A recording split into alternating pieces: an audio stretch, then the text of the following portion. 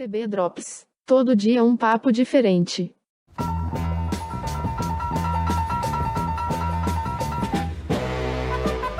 Olá, tudo bem com você?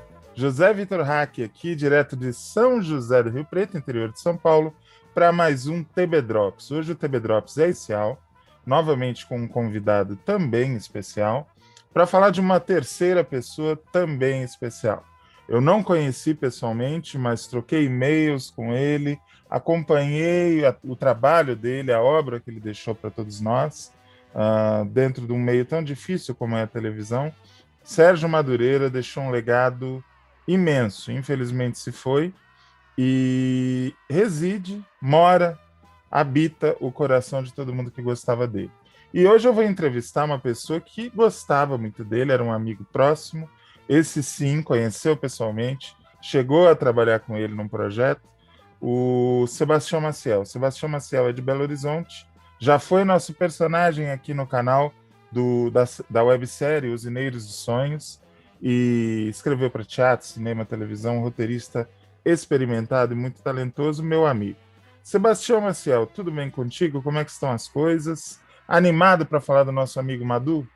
Aê, que bom estar aqui. Eu sou fã do podcast de vocês, eu acho que é o melhor de televisão e um dos melhores que eu ouço, e é uma coisa até terapêutica. E todo mundo que faz o podcast, todo mundo que faz o podcast é seu fã. Eu, o Fábio, o Reinaldo, todo mundo gosta de você.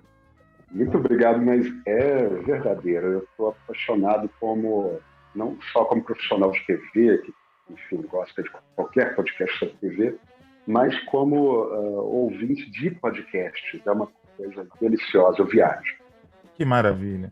Nós vamos começar, então, pelo final, porque aí a gente se livra da linearidade e se livra logo do assunto mais desagradável que a gente tem a falar sobre o Madu, que é quando ele se foi. Ele se foi em meio a um projeto lindo do SBT chamado Amor e Revolução, uma novela que era para ser uma virada na teledramaturgia da emissora.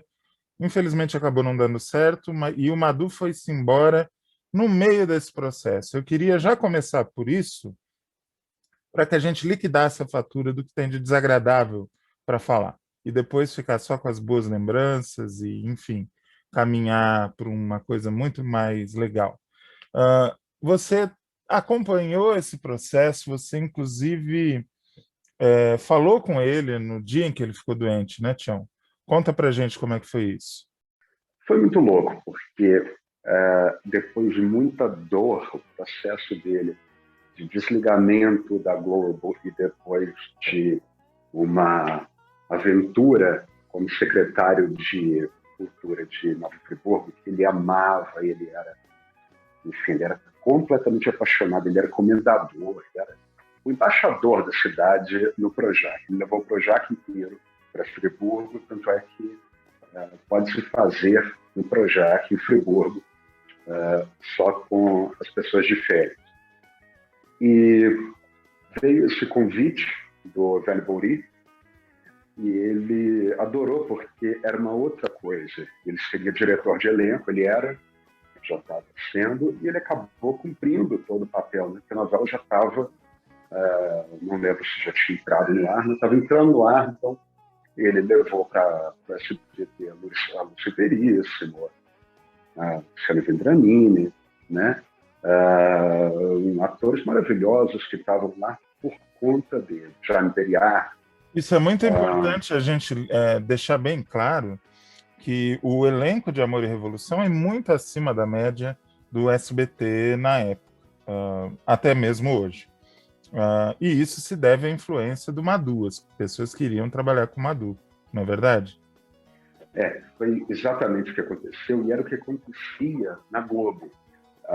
Não só por isso, mas também por isso, ele era o maior produtor, foi o maior produtor disparado de novelas e de programas de dramaturgia que a TV Globo já teve. Porque ele era um excelente produtor, mas ele era um artista. Ele era um ator, ele se fez produtor e ele adorava ser produtor, mas sem deixar de ser artista. Então, não é que ele não é que ele fosse bonzinho, não é que ele fosse apenas uma boa pessoa. Ele sabia a importância do ator no projeto, não só como uma peça numa fábrica, mas ele também sabia dialogar com as necessidades do ator. Então, tem inúmeros casos na Globo de escalações fundamentais que foram feitas por ele e de escalações que deram certo por ele, porque os atores confiavam nele e ele tinha esse dom. Ele fazia o roteiro sem privilegiar, sem deixar ninguém desprivilegiado, mas ao mesmo tempo administrando aquilo de uma forma que ninguém na Globo conseguia fazer. Então ele era extremamente disputado pelos principais autores, pelos diretores, e os atores adoravam, eles topavam, porque eles sabiam que eles podiam até trabalhar muito com ele, mas não iam ficar, por exemplo, esperando, não iam ficar naquela sala do cafezinho à toa, não iam ser subutilizados, que é o que mais irrita o ator, né? Mais do que um papel ruim, é o subemprego. E com o Madureira, todo mundo estava realmente mentindo, e havia isso, e ele era querido não só pela pessoa que ele era, mas pelo que ele agregava fazendo isso. Perfeito. Digressamos um pouco. Eu queria retornar ao objetivo da pergunta. Como é que foi esse incidente da passagem dele? Foi muito estúpido, muito rápido. Eu queria que você explicasse para o público como é que um homem tão jovem se foi tão cedo. Ele se foi pela dor. Ele, como eu falei, teve um processo muito duro, muito triste de despedida da Globo. Não era ainda uma época, estava virando, mas ainda não era essa época em que a Globo sempre se diz assim, empresa que faz contratos por obras e demite como quem dá bom dia, boa tarde, tchau, e bem-vindo de volta depois, quem sabe. Não. A Globo era uma casa onde as pessoas moravam e habitavam até a morte. E o Madureira, ele era um hostess dessa casa. Então ele fez 40 novelas, séries especiais, em 30 anos de casa, sem tirar férias.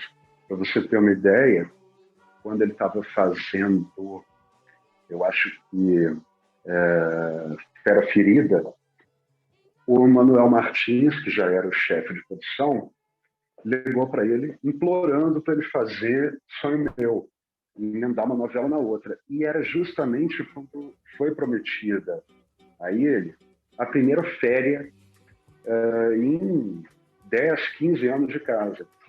Então, ele não teve férias. Ele fazia uma novela, ele interrompia férias a pedido dos chefes.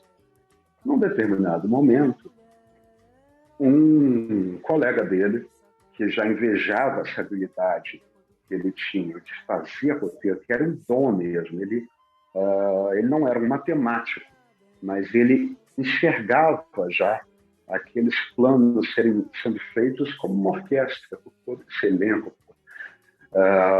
sabendo agradar gregos e troianos, etc. Esse colega que não dominava isso, que veio da mesma leva, então havia já uma certa invejinha, esse colega subiu e não quis mais trabalhar com Madureira. E na primeira oportunidade ele pediu para que as pessoas não escalassem mais Madureira, de fato, de forma a evitar uma renovação de contrato.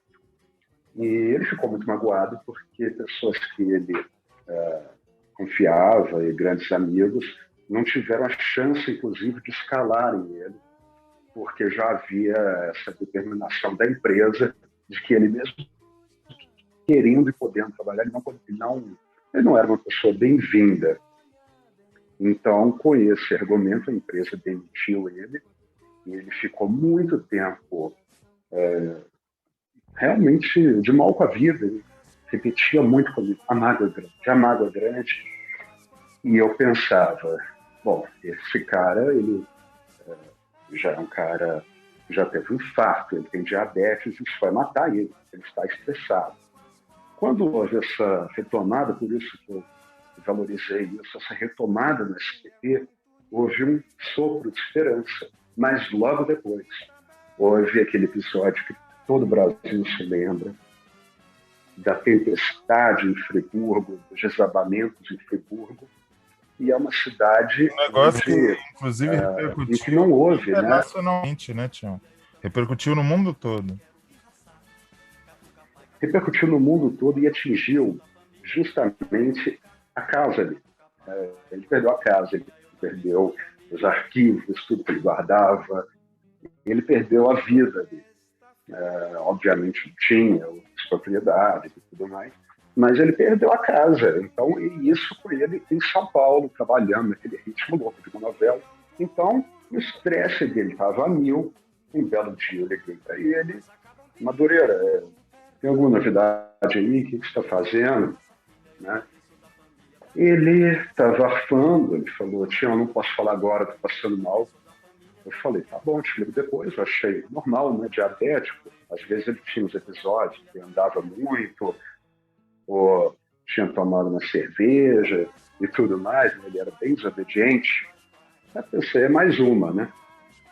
E eu soube que logo depois ele não só passou muito mal, como ele quis continuar trabalhando a ponto do Reinaldo Borí ter que fechar o estúdio para obrigar ele a parar de trabalhar. Ó, o estúdio está fechado, então agora você vai ter que me acompanhar para o hospital, porque não tem mais trabalho para fazer. Porque se dependesse dele, ele continuaria trabalhando mesmo tendo AVC, literalmente. Esse era o Madureira. É realmente um trabalhador, um homem dedicado. E talvez trabalhador não seja o caso, porque trabalhador, o povo brasileiro é por natureza. Era realmente um apaixonado pelo trabalho, né? Não no sentido do workaholic, mas no sentido de uma pessoa que realmente gosta do que faz. Fazia com muito amor. A gente olha no IMDb, o verbete do Sérgio Madureira, e o IMDb não dá conta do tanto de coisas que ele fez, né? Aqui não tem, eu acho que nem a metade das coisas que ele fez. E ele trabalhou simplesmente com o que há de melhor no audiovisual brasileiro. Trabalhou com Lauro César Muniz, trabalhou com Glória Pérez, com Agnaldo Silva, com Denis Carvalho, com Walter Avancini, com Tizuki Yamazaki. Era um homem que ele transitava em diferentes turmas. Óbvio, tinha mais identidade com uns, com outros, mas ele trabalhou com praticamente todo mundo, né? Você que foi grande amigo dele, como é que era essa coisa de um produtor que trabalha com basicamente todo mundo? Isso enriquecia, ele gostava, ou ele fazia isso mesmo por honra da firma? Porque, bom, precisa entrar nessa produção, vou entrar. Não, ele gostava.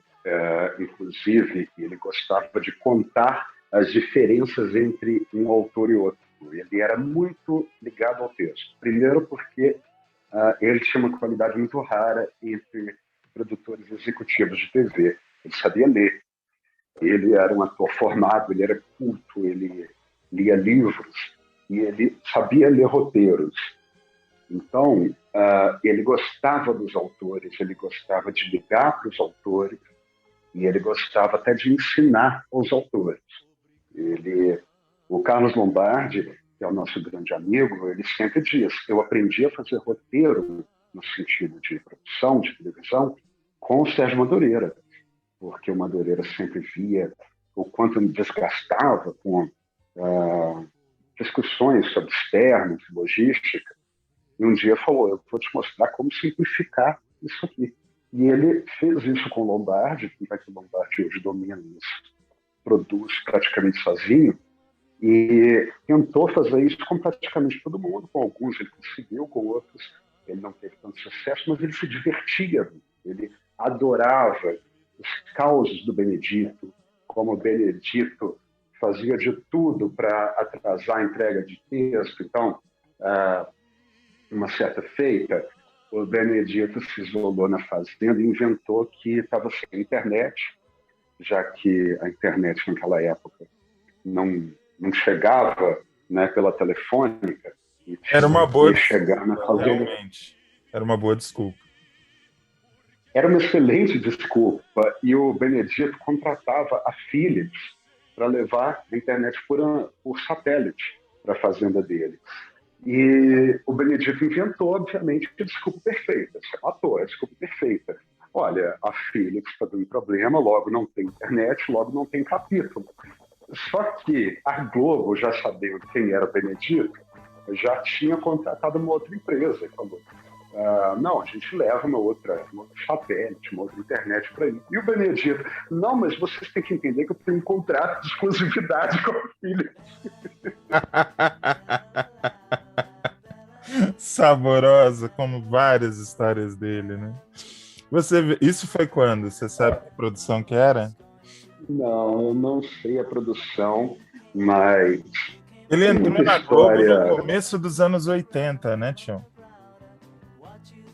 Olha, a história de ele entrando na Globo é uma das minhas favoritas e mostra justamente primeiro, o espírito daquele tempo, a generosidade que havia e também já a loucura dele, que é como você falou, não era uma compulsão pelo trabalho, um vício de quem quer ganhar dinheiro, subir na firma, era uma loucura. Ele gostava e ele queria transar, ele queria comer a novela, sabe?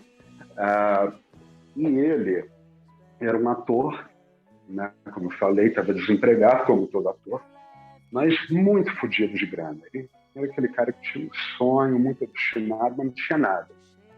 Então ele morava num quartinho em Copacabana.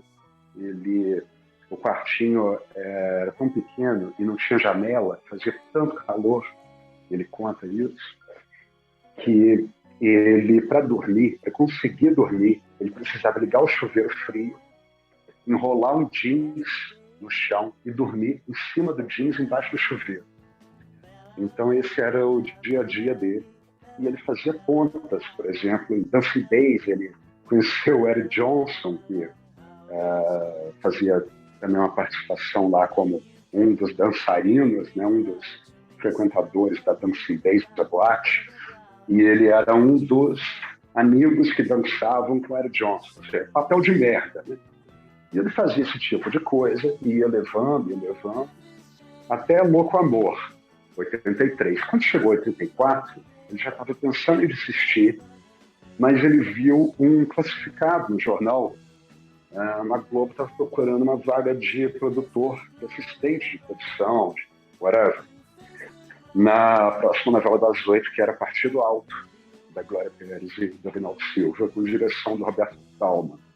Ele não conhecia o Thalma e foi lá, né, com a cara e coragem, estava precisando de dinheiro, era uma coisa na cabeça dele apenas para manter a carreira de ator, né? Chegou lá, o Thalma falou, ok, pode começar a trabalhar.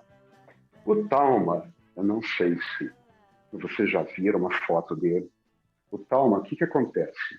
Todo mundo diz que o Thalma, ele era muito tímido. E para vencer a timidez, ele descobriu um truque. Ele olhou no espelho e ele viu que ele tinha cara de bandido. Então ele manteve a vida inteira aquele bigode. Fazia uma cara assim de mal. Um traficante colombiano. Queria parecer mal. Exatamente. Ele queria ser o Pablo Escobar, só que ele não conseguia, porque ele era um doce de criatura, né? Mas ele gostava de manter as pessoas assim com um pouco de respeito, pelo menos até ele se sentir à vontade. Então ele olhava para o Madureira desse jeito, de rabo de olho, meio assim, poucos amigos, só observando. E o Madureira, que não sabia que o Thalma era um amor de criatura, o Madureira pensava, bom, esse cara, como você falou, esse traficante aí tá querendo me matar, né? Ele me odeia. Eu vou me dar mal com esse cara. E então eu já tô ferrado mesmo, né? Vamos ver.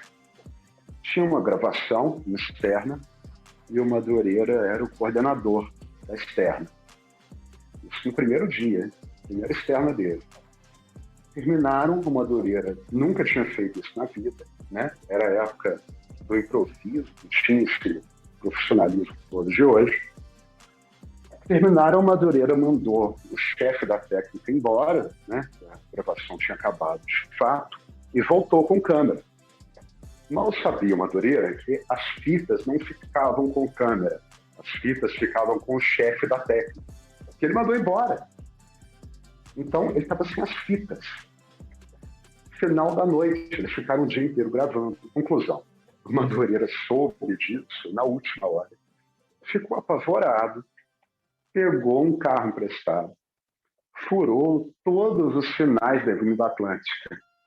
Ele disse que cortou a ambulância. Passou por cima de ambulância. Uma Ali louca atrás da escapada. porra. Uma cena de sessão da tarde. Né? Sim, sim. Foi atrás do chefe da técnica e conseguiu a porra da fita.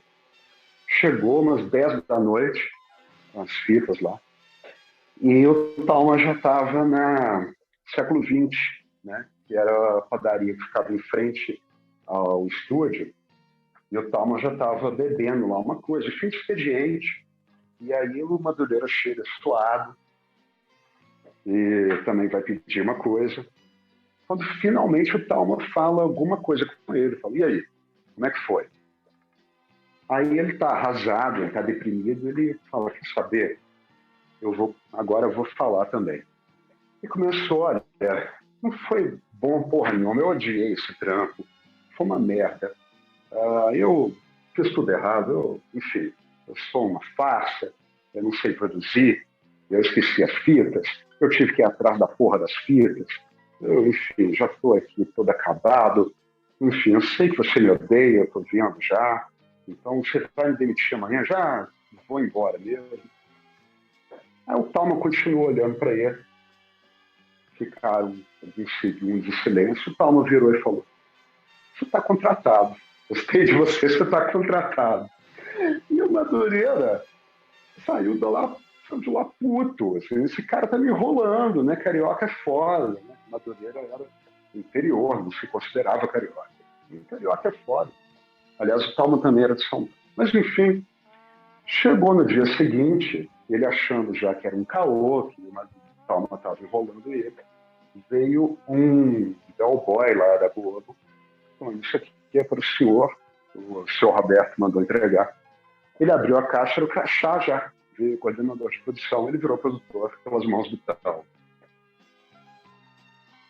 Que história maravilhosa. Realmente é puro suco de anos 80. E aí não é nenhuma nostalgia da época. Eu sou um pouco nostálgico, tanto é só observar o conteúdo do canal e tal. Mas, no caso, eu estou me referindo a uma fase um pouco mais humana do nosso audiovisual, né? Onde as coisas podiam ser resolvidas na padaria século XX, né? É uma outra maneira de resolver as coisas.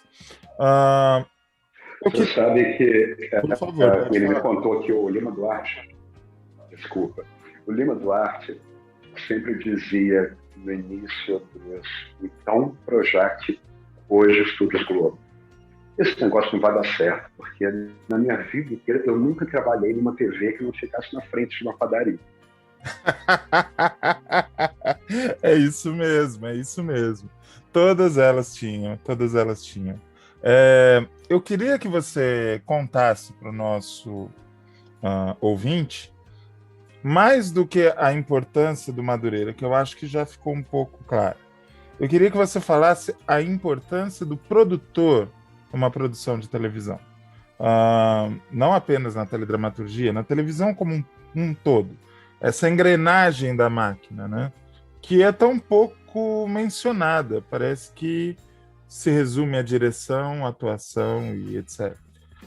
O produtor é um grande maestro, né? Que faz as coisas funcionarem azeitadinhas, né? Explica para o ouvinte como funciona essa profissão tão bonita que Madureira exerceu com tanto amor.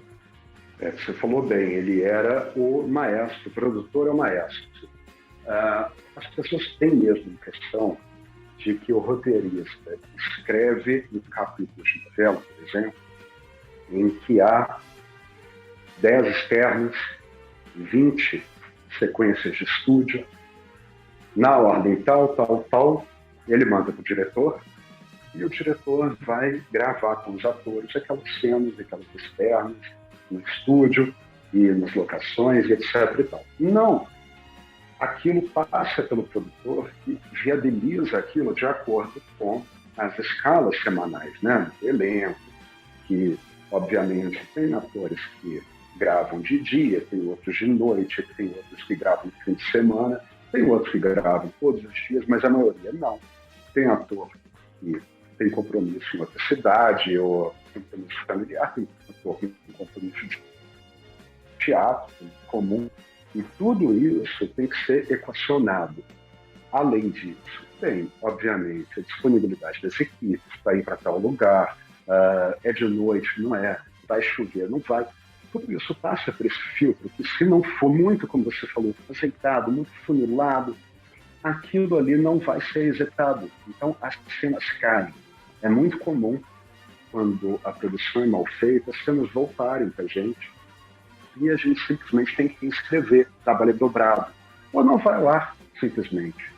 Simplesmente vezes, porque o produtor não consegue viabilizar aquela ideia, né? Não tem criatividade ou não tem iniciativa, né?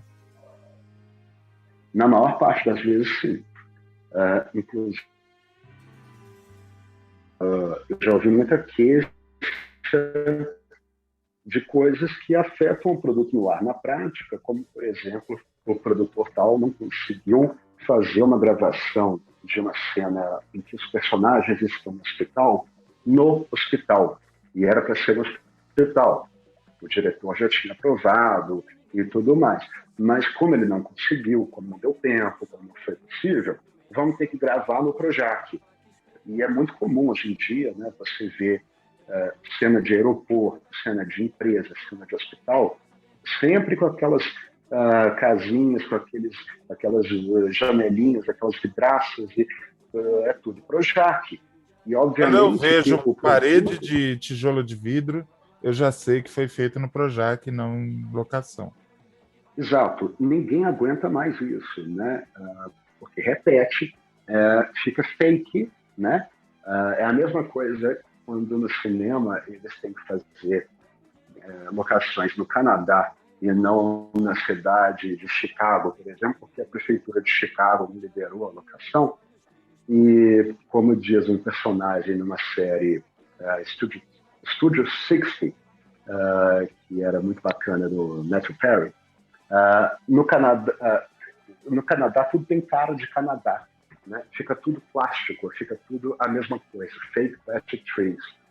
Então, o Madureira tinha uma preocupação muito grande também estética, uma preocupação de viabilizar as cenas com melhor qualidade.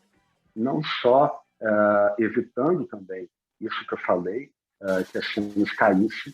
Então, ele fazia o possível para que a vontade do autor fosse respeitada, para que o autor tivesse liberdade para escrever o máximo de externas, para que os atores pudessem gravar o máximo de sequências de estúdio e com o melhor ritmo, o melhor fluxo de gravações possível, mas também para que as externas fossem bem feitas. Eu sei de uma história em que ele brigou, por exemplo, com um autor que é absolutamente genial, que é o Lauro César Muniz, mas justamente porque o Lauro já tinha se antecipado para gravar uma sequência em que o Lauro achava, olha que paradoxo, o Lauro achava que a sequência trabalhosa demais, era uma sequência de Réveillon, na novela Zazá, inesquecível Zazá, e essa sequência de Réveillon, fogo de artifício, aquela coisa toda, o Lauro pensou, bom, isso vai dar muito trabalho,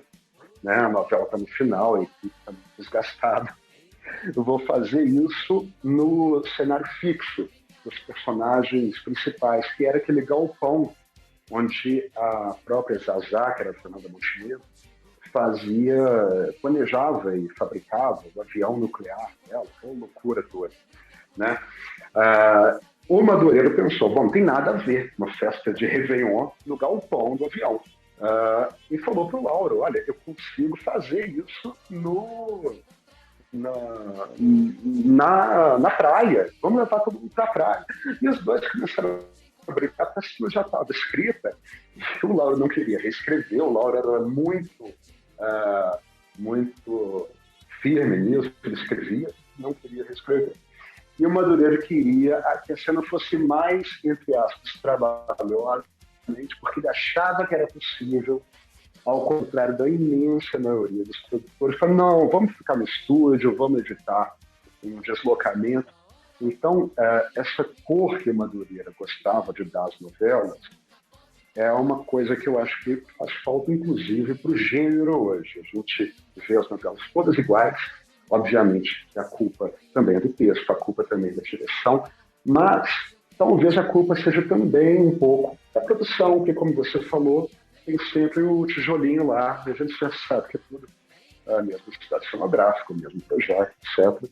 Então, aquela oxigenação fazia falta. Eu tenho uma teoria, muita gente não concorda comigo, mas eu concordo comigo, então, dentro da minha dialética, digamos assim, neurastênica, funciona. Qual é a minha teoria? Eu acho que facilidade demais deforma. Se você aprende a dirigir num carro com câmbio automático, você passar para o câmbio manual vai ser muito complicado. As gerações que estão se formando na cultura do grande estúdio, do grande centro de produção, isso não é exclusividade da Globo, não. Isso acontece no cinema, isso acontece em outras emissoras de televisão mundo afora, que construíram os seus estúdios de maneira a facilitar a produção, acabaram tornando essa produção um pouco mais preguiçosa, porque, bom, nós temos aqui um terreno, a gente constrói alguma coisa, muito mais barato, muito mais fácil do que fechar a cidade. A produção da TV Globo já fechou o Rio de Janeiro e São Paulo diversas vezes, né? A produção da TV Globo colocou um navio no meio do Pampa, em A Casa das Sete Mulheres. A produção da TV Globo fez coisas que são inimagináveis, né? E o Madureira fez parte desse processo onde a dificuldade forjava, aliás, a criatividade. A criatividade recebia esse fermento da dificuldade, né? Outro dia eu estava comentando com meu amigo Reinaldo Maximiano, que com certeza vai ouvir esse episódio, sobre a beleza de algumas cenas da viagem, da versão da Tupi, que elas podem soar ridículas para quem não conhece o contexto. São cenas num estúdio, um ventilador ligado e a Eva Vilma num chroma key onde vinham imagens do cosmos. Mas aquilo era tão bem feitinho, tão de dentro, tão do coração, que encanta e funciona na tela, né? Eram outros tempos, outra realidade. No fundo, podia ser até amador, mas tinha personalidade, né? Tinha cara. Alma, tinha o meu medo é justamente todas as produções nessa onda agora de equacionar custos e cortar despesas, e elas percam identidade. Não há obra de arte, mesmo uma obra de arte comercial, audiovisual, sem identidade. Falou tudo, concordo plenamente com você. Você não precisa citar nomes nem títulos, pode falar apenas de maneira geral.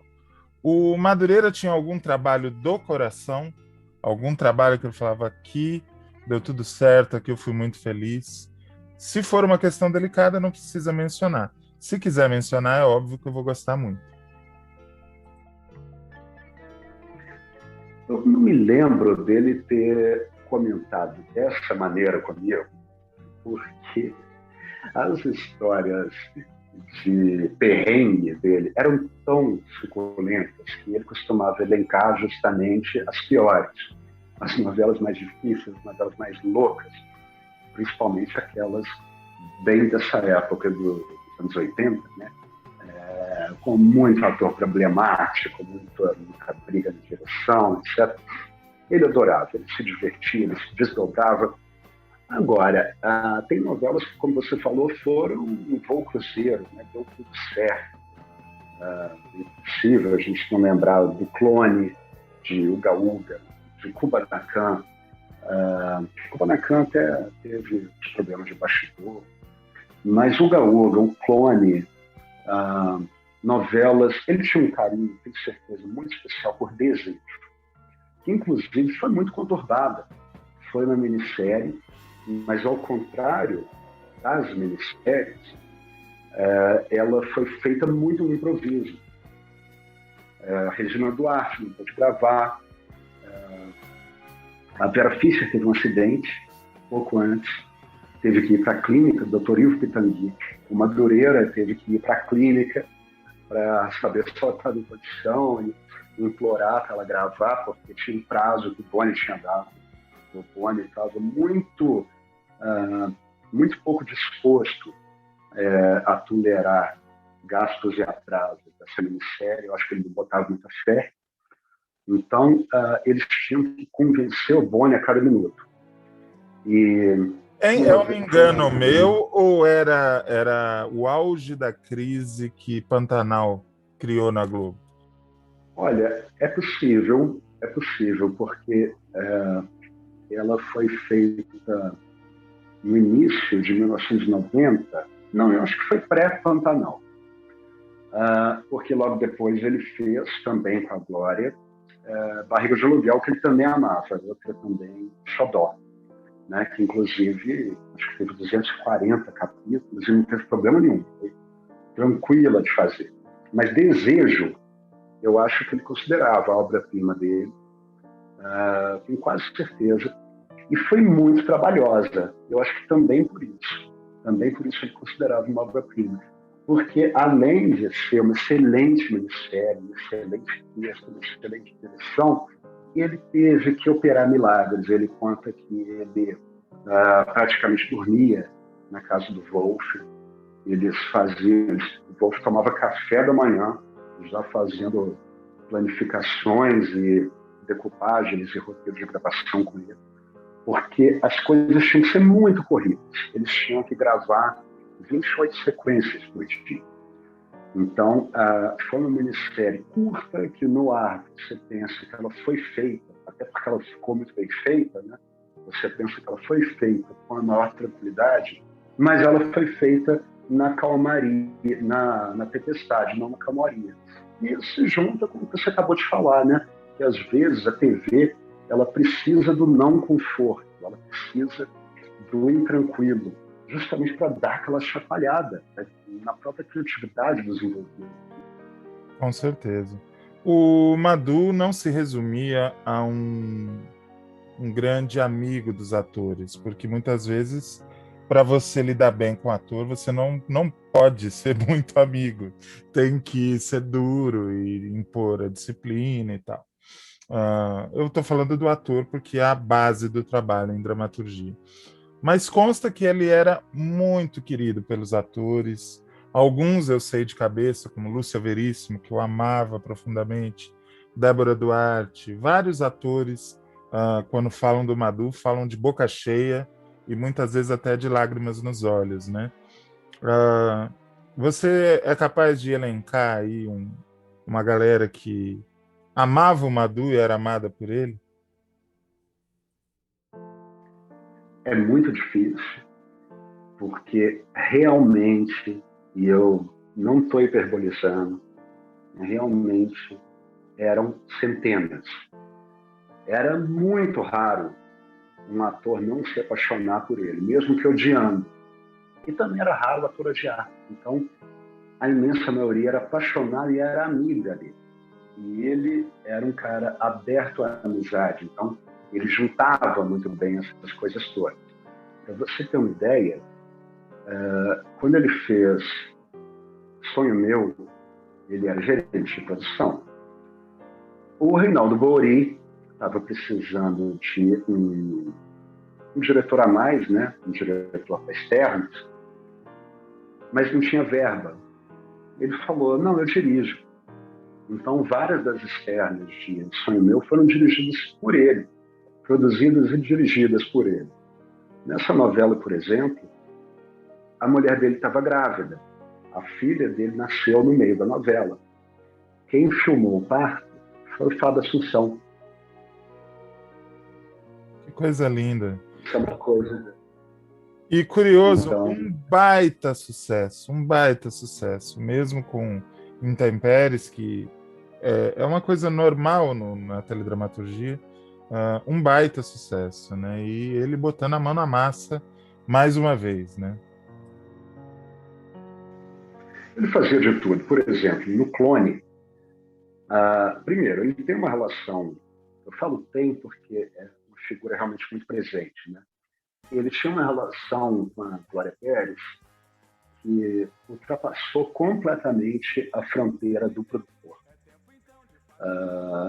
Não só o produtor normal da TV Globo, né? Aquela pessoa menos artística, até porque um produtor não é artista, e ele era a exceção, mas também a própria figura que ele representava para com os outros autores. Com a Glória, ele era uma espécie de colaborador de texto, o único que a Glória tinha, sendo que a Glória nunca teve colaborador de texto de fato. Né? A Glória nunca teve um colaborador roteirista. Se ela teve um colaborador de texto, esse colaborador de texto foi o Sérgio Madureira. Por quê? Ele era o cara que lia, ele era o cara que sugeria, ele era o cara que tinha liberdade, às vezes, até para reescrever. Ele opinava na escalação. Então, no Clone, por exemplo, tinha muito o núcleo do Bar da Dona Jura, que é um alívio cômico e também uma forma de que a novela funcionasse como uma casa de shows, né? Onde houvesse um hiato entre a dramaticidade pesada do núcleo do Marrocos e a dramaticidade pesada do núcleo das drogas, o núcleo da Zona Sul, etc. e tal. Então, aquilo ali, praticamente, o Madureira teve uma liberdade para chamar os amigos. 90% das celebridades que apareciam no bar da Dona Jura, que chegavam lá do nada, por exemplo, o Pelé. O Pelé, o Madureira convidou, A lista de convidados era estelar. Era Alcione, era Pelé, era só gente muito famosa e de muito prestígio, né?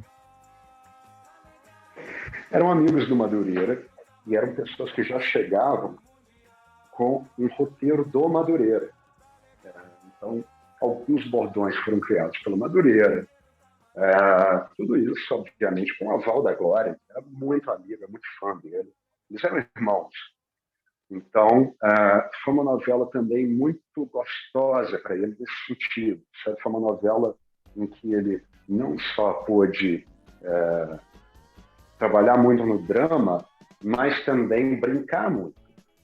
Funcionou das duas maneiras, porque a Madureira também tinha o viés do show. Ele gostava muito de show, ele gostava de eventos, ele produziu shows do Roberto Carlos, ele produziu Criança Esperança, enfim. Inclusive, ele tem uma história excelente nos shows do Roberto Carlos. Ele convidou o Caetano Veloso para fazer uma dessas participações. E a direção era do Talma. E o Talma já era amigo do Caetano, né? Eles fizeram a série Chico e Caetano, nos anos 80, com grande sucesso, já eram amigos. Então era um clima muito, muito caseiro, muito afetivo, muito relaxado. Só que o Madureira contou que era relaxado demais.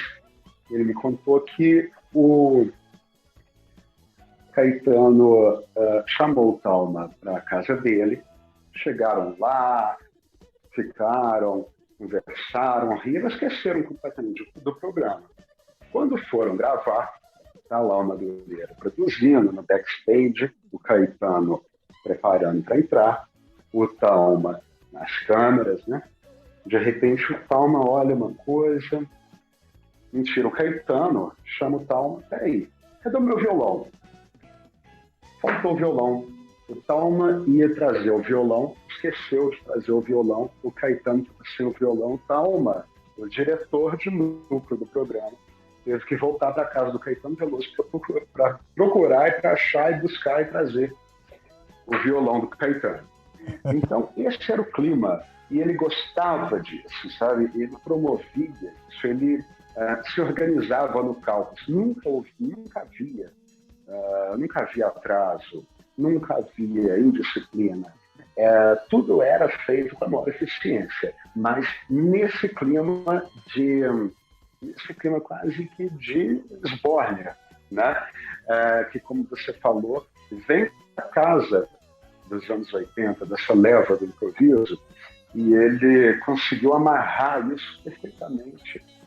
E levou isso, como você falou também, a todos os núcleos, trabalhou com todos os diretores, com todos os autores, inclusive implantou a TV Globo em São Paulo, da BRN, com o programa da Maria Braga, o programa de Jô Soares, o programa de Serginho Grosman.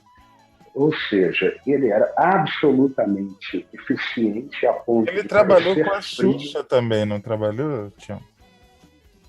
Ele era muito amigo da Xuxa, mas muito. Ele adorava a Xuxa. Ele conviveu muito com ela. E ele, inclusive, foi quem indicou pela primeira vez o nome de uma ex-paquita chamada Letícia Spiller para o elenco de 4x4, que é uma novela que ele Tá não falando assistiu. daquela moça feia, horrorosa, que fez a Babalu? Exatamente, mas antes dela fazer a Babalu, Simplesmente uma das ela ia mulheres mais fazer... lindas da televisão brasileira em todos os tempos. Ela ia fazer outro personagem, por indicação do Madureira, que quase produziu a novela, e foi um escândalo. Citou o nome dela pela primeira vez. Imagina, uma vez Paquita. Não. Vocês não estão entendendo. Ela é boa atriz. E levou ela.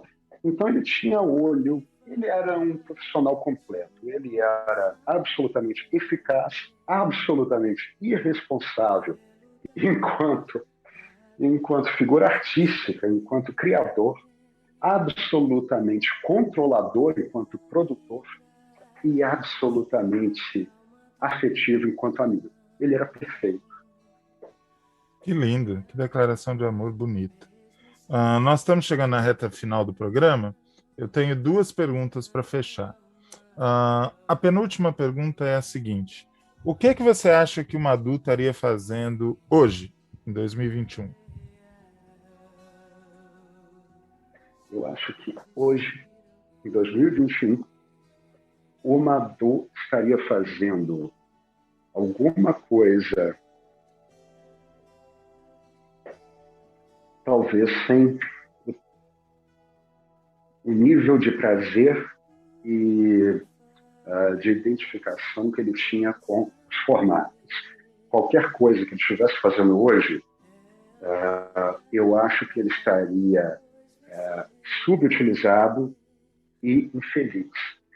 Eu acho que a televisão, o audiovisual, etc., tudo mudou muito para uma pessoa como ele. Ele não se encaixava.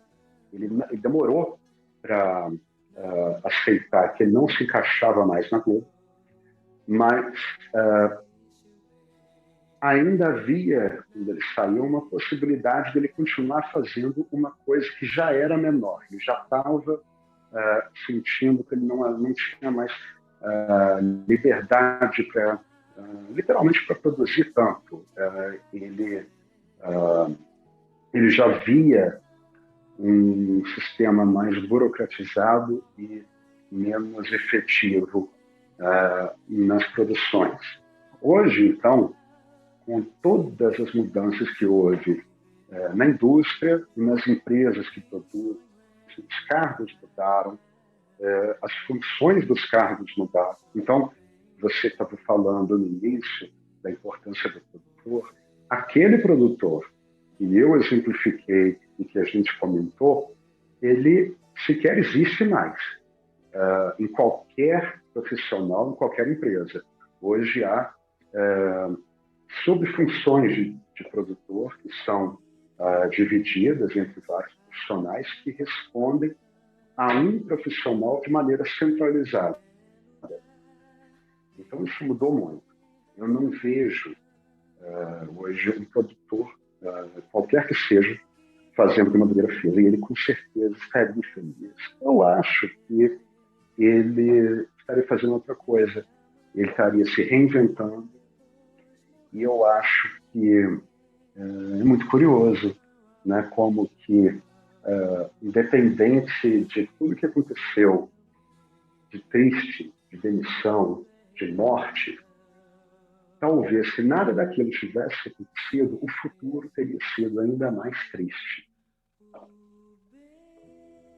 Você acha que o Desculpa. destino escreveu... Chegou a trabalhar? Não, imagine. Você acha que o destino cumpriu um caminho menos pior, né? Eu nunca fui tão positivo em relação à morte. Eu nunca achei que a morte pudesse ser uma coisa boa. Mas eu acho que não deixa de fazer sentido, historicamente e até dramaturgicamente, isso que você falou, de a morte dele ter cumprido quase que um ritual de passagem, porque o Madureira, no fundo, ele simboliza uma época e uma era de ouro da televisão brasileira, que, obviamente, isso é chovendo molhado, todo mundo fala, na época do Boni, mas realmente, era outra época, essa época foi embora, não é o fim do mundo, muito pelo contrário, mas essa época levou muita coisa embora, e levou embora figuras como ele, que era um personagem.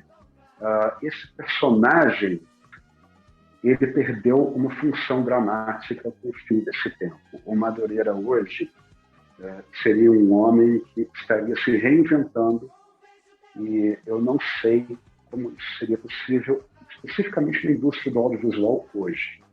Eu acho que, no fundo, as coisas fazem sentido. Entendi.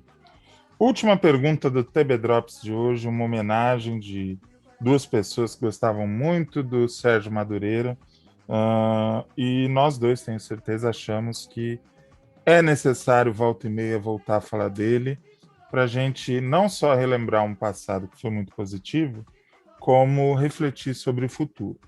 E a última pergunta fala exatamente disso.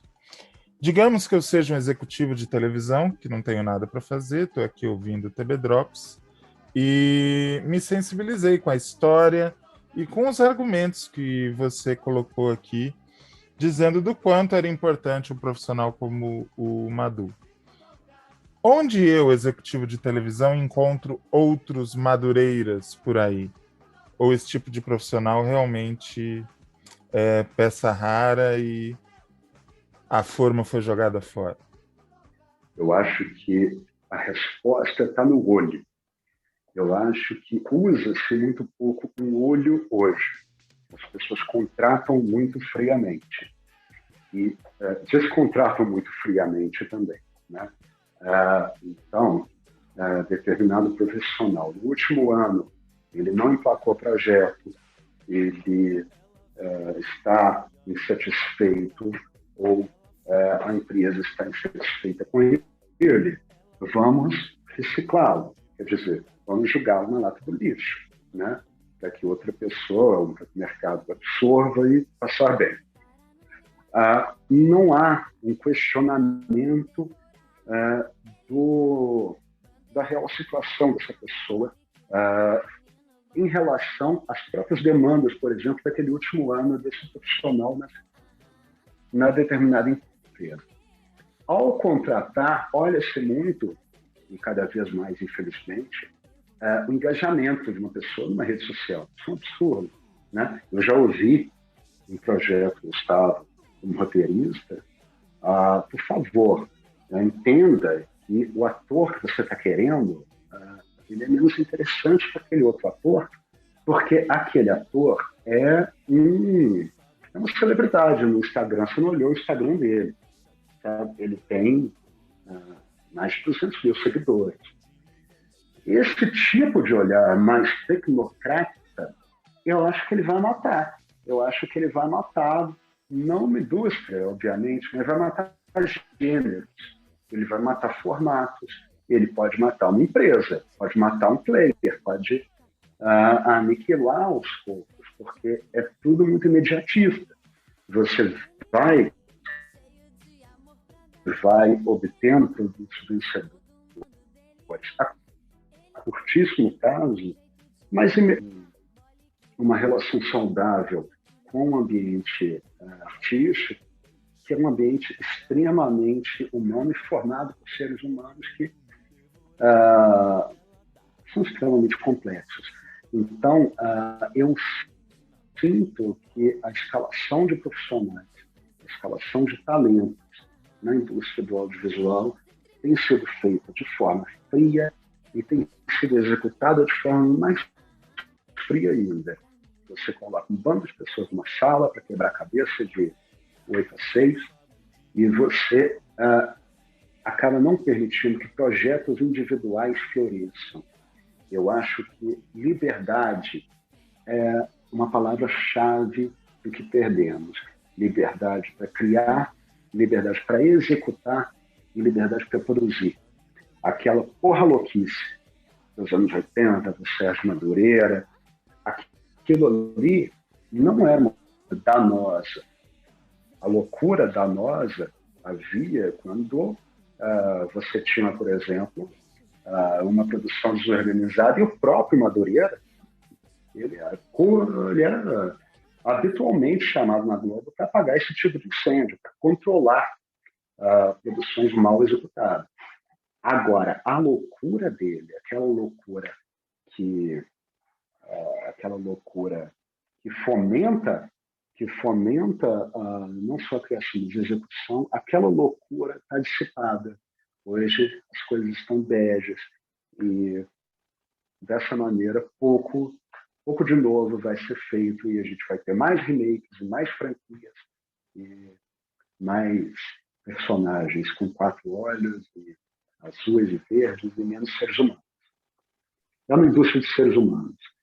Nós precisamos ouvir e atentar mais para as demandas dos criadores.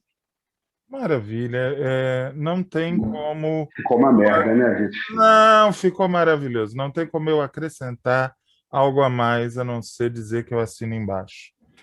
Sebastião Maciel, foi um prazer ter você aqui no TB Drops. Eu espero que o ouvinte tenha se divertido e aproveitado como eu aproveitei.